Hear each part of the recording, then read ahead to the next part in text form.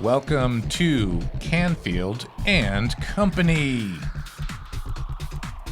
On today's episode, the Port of Portland wants to shrink Troutdale's airport. What will that mean to our community? Also today, Starbucks is being sued. Is there too much ice in their drinks? Really? And fun in Troutdale. We'll talk about the Troutdale Lions' annual Troutdale Trot. Also, budget committee meetings. What happens when Troutdale might go broke in a few years? These stories and more on today's Canfield and Company.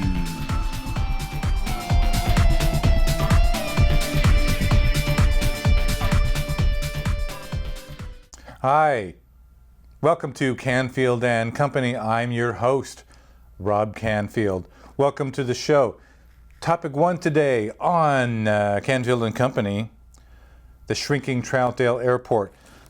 Flying Magazine picked up a story about our own Troutdale Airport. I'm going to quote from this. The Project Advisory Committee for the Port of Portland has voted for a master plan to significantly shrink the Portland Troutdale Airport. Now, the plan calls for the 5,400 foot by 100 foot runway to be cut down to 4,500 feet by 75 feet in the year 2020. Now, this would prevent business jets and some of the firefighting tankers that used to use Troutdale from taking off and landing there. Now, there's a Facebook page called Save Troutdale Airport. They're saying that this is the first nail in the coffin for the airport. This airport in Troutdale, it's been here for a long time. It was built in 1939. Now, according to the Facebook page, not only is the runway to be shortened in Troutdale, but the north side of the airport is going to be turned into non-aviation use. They're going to be putting up buildings there.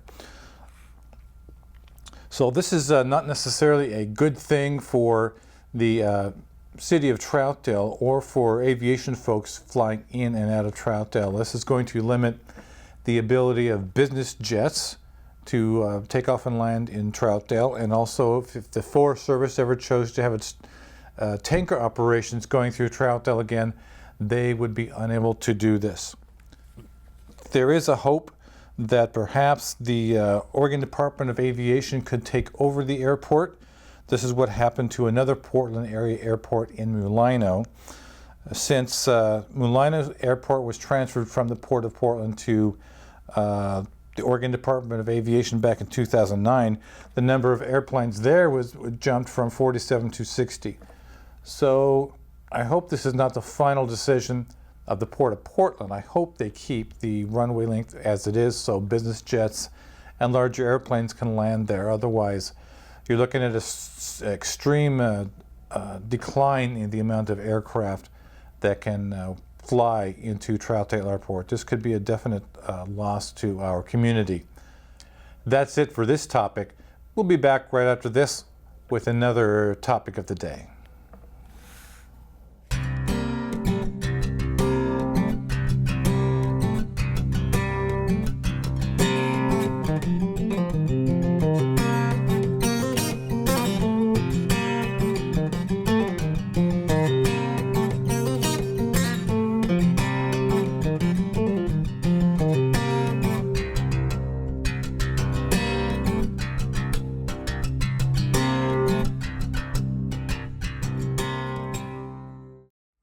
Hi, welcome back to Canfield and Company.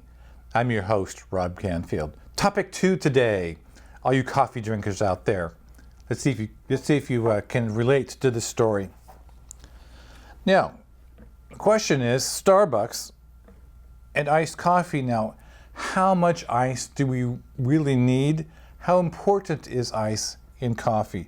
I saw this story on the internet, so Oregon we love our coffee drinks, so let's talk about this.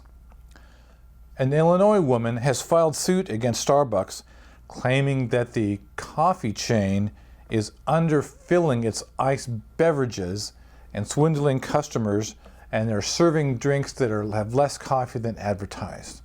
Oh yeah.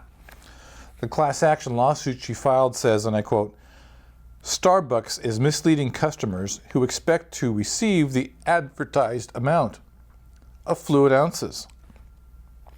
They give an example, and I quote, "For example, if a gallon of gas is advertised as costing $3 and a customer pays $3 and pumps gas, the customer is expecting to receive a gallon of gas and not approximately half a gallon." Now, there's the plaintiff who did file the suit. Her name is Stacy Pincus. She alleges that those who purchase cold beverages leave far less coffee than advertised. And she said, hey, it applies to iced tea and other cold beverages. Starbucks responded. They said in the Washington Post, they said, and I quote, "Our customers understand and expect that ice is an essential component of any iced beverage, and if a customer is not satisfied with their beverage preparation, we will gladly remake it," end quote. Now, as we all know, Starbucks has 3 different classifications for their drinks. You've got 12 ounces, which is tall, Grande, which is 16 ounces, and Venti, which is 24 ounces. And it's Trenta cold drinks, they're as much as 30 ounces. I have no idea why they make their drinks seem more important by these ridiculous names, but that's what they do. Anyway, the lawsuit claims, however, that the Starbucks baristas pour a smaller amount of coffee into the beverage and fill the rest with ice, and this leaves the consumer with less coffee than they're paying for. So I'm thinking, people, you need to get a life.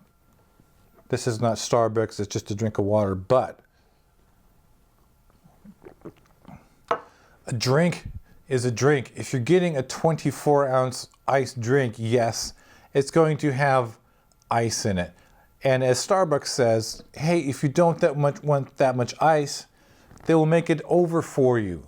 Why sue and make a big deal unless you think you're going to get a big payday, perhaps like Kramer on Seinfeld got free coffee for a year, or you just want to get your name in the paper. Really, if you don't want that much ice in your cold drink, tell the barista when they're making the drink. This is a much ado about nothing. I can't believe that a person would actually go all Kramer on Starbucks and sue them because there's too much ice in their iced drink. This is totally ridiculous, and I think it shows that today people have, people today, you need to get a life. This is ridiculous. Get a life.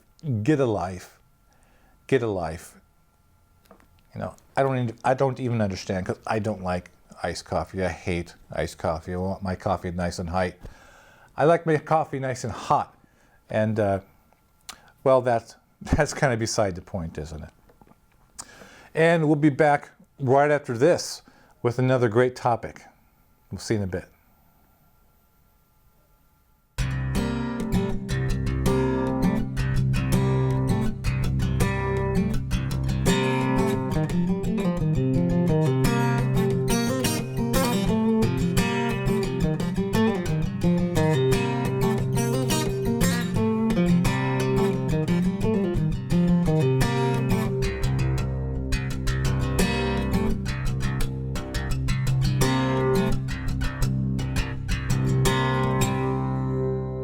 Hi, welcome back to Canfield and Company. I'm your host, Rob Canfield. Our next topic today, fun things to do. Earlier this morning, prior to the taping of this show, I participated in the annual Troutdale Trot, which is put on by the Lions Club in Troutdale every year. And it was a beautiful day for it, really beautiful day. There were many, many runners who signed up, and there were walkers like me who signed up, and there was also an event for the kids, Magic Mile. Basically, they'll go back and forth inside Glen Otto Park. But it was a really great turnout, and I have to tell you, it was a beautiful day. The route started from Glen Otto Park. It's a beautiful park. If you have occasion ever to go to Troutdale, you might want to check the beach there and the park itself. It's a great place to have a picnic or a family event. Yeah, I'm going to plug the park. I like the park. Anyway, it was just a beautiful day for a walk with a bunch of great Troutdale folks who wanted to just enjoy the Sandy River and enjoy the Columbia River Highway. Things are so much different when you do it on the ground. You smell things, you can breathe things. The other interesting thing that we noticed, or I noticed on this Troutdale Trot, is a tremendous number of bicyclists who were heading the opposite way we were going, down the Columbia River Highway. Troutdale has so many folks coming through on their bikes from all around the region. Troutdale should concentrate on providing some amenities for the bicycle riders because it's a big draw, just a good jumping off point for bicyclists to go up the Columbia River Gorge. I would highly recommend a bicycle trip or a walk along the Columbia River Highway, or to visit Glen Otto Park. It's a great family spot. Beautiful, beautiful day. And we'll be right back after this with another topic.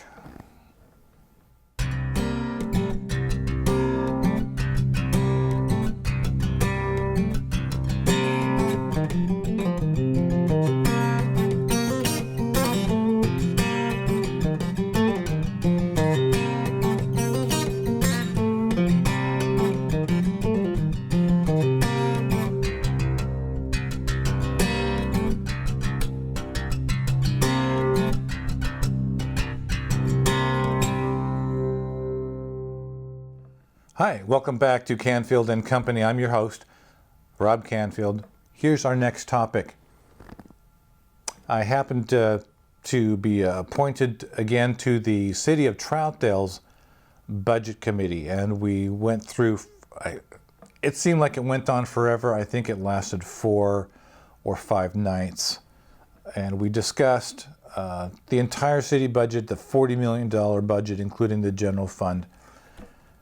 The interesting thing was, for several years into back into the Wayback Machine, the City of Troutdale has unfortunately been deficit spending for several years. In other words, they are spending more than they are receiving in revenue. However, this year we had the opportunity as a budget committee to recommend that we finally balance the budget. It seems that for years, the City of Troutdale has been subsidizing stormwater fees for many large businesses in Troutdale to the tune of about $300,000 a year. Now, many of us on the budget committee were wondering, why would we want to subsidize any fees for large corporations that $100 million, billion-dollar companies? Why would we want to subsidize their stormwater fees at a time when the city is deficit spending every single year and its costs are increasing? PERS, our fire department contract, our police department contract, the health insurance situation. You know, because of Oregon budget law, Troutdale can only increase its tax rate by 3% per year, and I think that's appropriate. You don't want to let your government go wild on more funding. And on the other hand, there are all these increasing costs that Troutdale has no control over, increasing PERS rates, increasing health insurance rates, increasing fire service rates from Gresham, increasing rates for the Multnomah County Sheriff, and also just plain old employee raises, that sort of thing. So you have 3% increase you can do, but the costs are going like this. Eventually, the cost line is going to blow right by the revenue line, and we're going to be in big trouble. As a matter of fact, the City of Troutdale finance director, on one of his predictions, said that within 5 years we may go down our below. He predicted we may go below Troutdale's minimum $2 million reserve line, which is needed to pay for services from the time we begin a new budget and when the time the taxes are actually collected. Our budget director advised us that if we ever go below that point, it could mean difficulty getting bonds and loans, and also it could be just cause havoc within our budget, so we need to have the reserve level. So as I was mentioning, we had an opportunity to balance the budget for once by stopping the subsidies to the large corporations for their stormwater fees. By doing so, we could have actually had a Troutdale budget. However, a majority of the Budget Committee declined to balance our budget, and so we're in the same boat. We are deficit spending again this year, and the Budget Committee decided to kick the deficit can down the road one more time. I think it's a terrible policy decision. This budget that the Budget Committee approved now goes to the Troutdale City Council, and I am hoping that the City Council will do the prudent thing and stop the subsidies for the stormwater fees so Troutdale can balance its budget. After all, if we're losing our shirt in Troutdale, why are we subsidizing these large corporations? It doesn't make any sense to me. I'll be back right after this.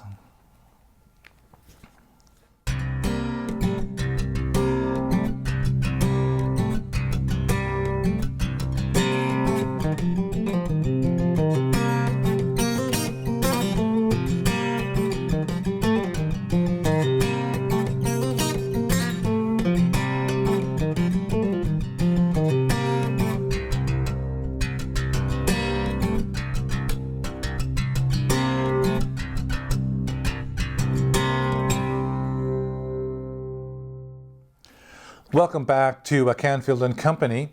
That's our show for today. If you have any questions or comments, feel free to email me at troutdalecanfield@gmail.com. So check out our website, easy to remember, robertcanfield.com. That's right, robertcanfield.com. Again, questions or comments on the show, shoot me an email at troutdalecanfield@gmail.com, or check out our website, robertcanfield.com. Thanks for watching the show. I'll see you next time.